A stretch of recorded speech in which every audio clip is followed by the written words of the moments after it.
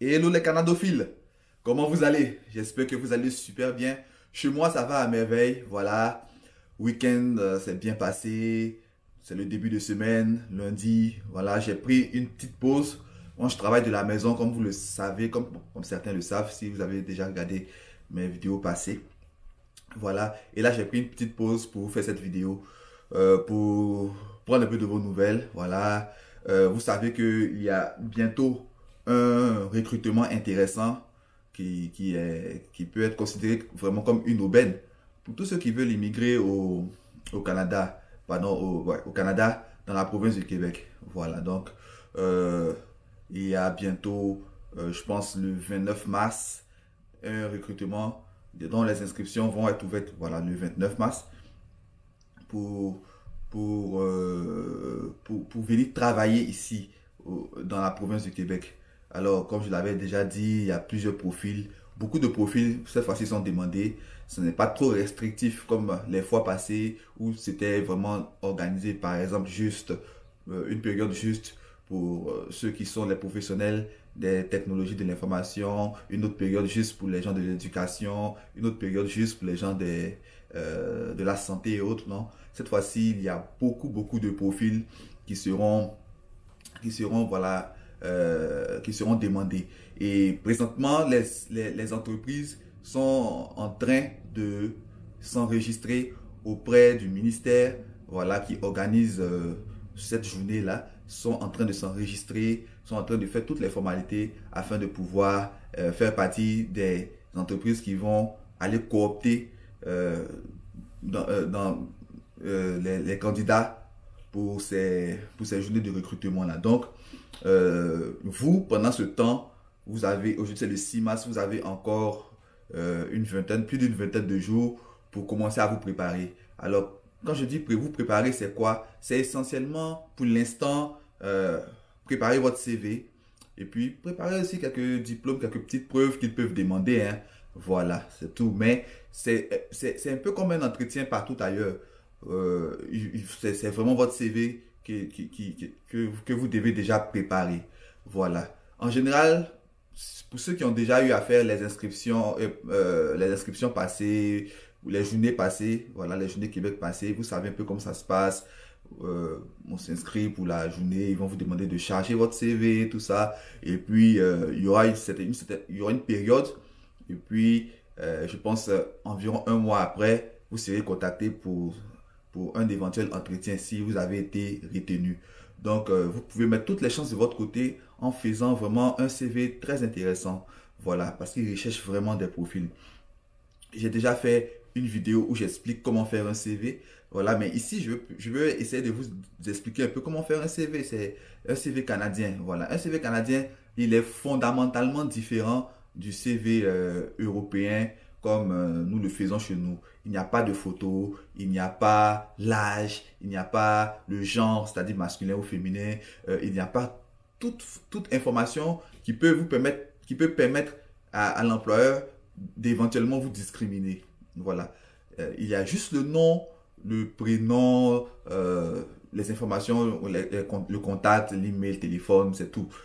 Et puis après, on passe vraiment, c'est vraiment quelque chose, ici, là, ça, ils vont droit au but. Il n'y a pas de décoration, voilà, c'est pas nécessaire, voilà, de faire des décorations, de faire des graphiques, de faire des choses, voilà, tape à l'œil, c'est vraiment pas nécessaire. Sauf peut-être dans une certaine mesure pour ceux qui sont euh, les créatifs, voilà, les gens qui sont dans le digital, les créatifs, hein, les infographes et autres, qui peuvent peut-être, voilà, pour faire valoir leur truc. Mais dans le fond, c'est pas vraiment nécessaire parce que ceux qui sont dans ce cas-là, vous allez devoir préparer votre portfolio. Voilà. Donc, si vous êtes développeur, si vous êtes infographe et que sais-je encore, vous devez préparer aussi votre portfolio. Voilà, un portfolio, quelque chose où vous avez consigner toutes les réalisations que vous avez faites. Par exemple, si vous êtes un monteur vidéo, vous allez essayer de montrer un peu quelles sont les choses que vous avez faites et autres. Vous les consignez quelque part. Et puis vous faites un CV propre.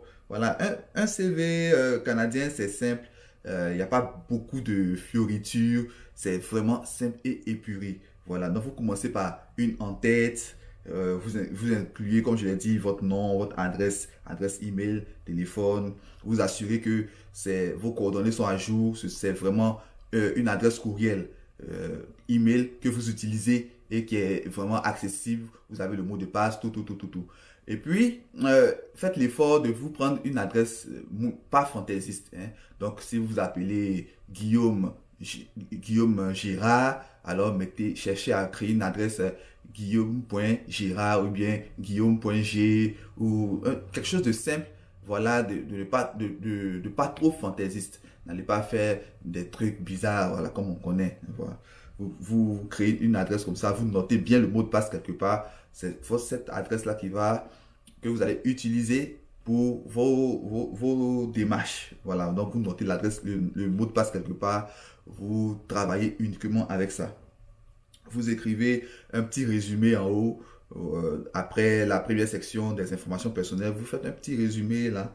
Voilà, un bref profil professionnel. Par exemple, si vous êtes infirmier, vous pouvez dire quelque chose comme ça. Infirmier qualifié avec X années d'expérience dans le domaine de la santé, forte expertise dans les soins aux patients, dans les traitements et les interventions médicales, passionné par l'amélioration des soins de santé et déterminé à fournir des soins de qualité supérieure aux patients. C'est juste vraiment un teasing, quelque chose pour faire une accroche, voilà, pour que les gens voient un peu votre profil. Et ça, c'est adaptable en fonction du profil que vous visez, ok? D'accord. Après, vous listez les compétences. Voilà, vous listez les compétences, ce que vous avez eu à apprendre. Vous les listez vraiment de façon nominative. Connaissance approfondie de la physiologie, de l'anatomie, capacité à administrer des médicaments. Je le dis, par exemple, dans le cas de quelqu'un qui vient en tant qu'infirmier, hein, ou bien quelqu'un de la santé, compétences en communication et écoute, capacité à travailler sous pression. Vous listez certaines capacités comme ça. Si vous êtes informaticien, bon, vous allez développer un peu les langages. Voilà, vous connaissez un peu le domaine et autres. Voilà. Après, vous listez l'expérience professionnelle. Donc, on voit la compétence, on voit ce que vous savez faire déjà, les choses que vous maîtrisez. C'est intéressant. Après, vous listez les compétences. Voilà, donc les compétences, il y a une façon vraiment de faire. Donc, je ne vais pas expliquer ici puisque je ne vais pas imager, je ne vais pas faire de montage pour mettre d'image, mais je vais laisser un lien où vous pouvez vraiment aller voir des exemples. Vous pouvez taper sur Google exemple de CV canadien, vous allez voir. Quand on liste les expériences professionnelles ou bien quand on liste par exemple, oui, il y a une façon de lister. Tu mets le titre de ton rôle, en fait, ton titre. Tu mets l'institution, tu mets la ville, tu mets le pays, tu mets la date de début, la date de fin. Et en dessous, tu mets des points, certains points pour lister, voilà, 4 ou 5 rôles que tu as eu à faire là-bas. Voilà. Donc ça, ce sont des verbes d'action. Effectuer des évaluations, suivre les traitements, fournir des soins de qualité, collaborer, assurer la gestion. Ce genre de choses, c'est ce que vous allez faire, vous allez mettre là-bas. Et vous le faites pour chaque poste que vous avez occupé. Vous le faites de façon antichronologique, c'est-à-dire du plus récent au plus ancien. Ok? Ensuite, à la fin, et après ça, vous pouvez mettre maintenant votre formation. Vu que c'est pas pour étudier et que c'est vraiment pour travailler, vous mettez la formation professionnelle à la fin. Voilà, vous listez. Et aussi ça, pour la formation professionnelle, pour la formation, c'est la même façon de faire. Vous mettez le diplôme que vous avez obtenu, l'école en question, la ville, vous mettez le pays, l'année d'obtention. Vous le faites comme ça, vous le faites comme ça, vous le faites comme ça, de façon aussi antichronologique. Et puis ensuite, à la fin, références disponibles sur demande si vous voulez, ou bien vous pouvez mettre les références si vous les avez déjà. Les références de vos différents employeurs, peut-être passer des gens qui peuvent attester de qui vous êtes et puis de votre, voilà, de votre compétence, tout ça. Et puis vous le faites. Après, vous l'adaptez maintenant en fonction de ce que vous voulez. Voilà, du poste. Et puis vous regardez un peu les requis du poste que les gens vont relever sur lorsque les journées seront lancées. Vous regardez, vous pouvez aller faire des recherches approfondies au Canada, par exemple, développeur web au Canada, qu'est-ce qu'il faut. Donc, si vous avez un énoncé du poste, vous savez un peu ce qu'ils veulent. En fonction de ça, vous adaptez votre CV et puis ça va aller. Donc, c'était un peu les petits conseils que je voulais vous donner pour aujourd'hui. Portez-vous bien et puis à très bientôt. Et puis, si vous avez aimé, si vous avez des questions à poser, n'hésitez pas à me laisser des commentaires. Ça me fait plaisir quand je lis vos commentaires et ça me permet aussi de préparer les autres vidéos. Puis aussi, je peux vous répondre éventuellement, voilà, si le temps le permet. Donc, laissez des commentaires, likez, abonnez-vous surtout et puis partagez, voilà, pour faire grandir un peu la petite communauté. Allez, portez-vous bien. Bye bye.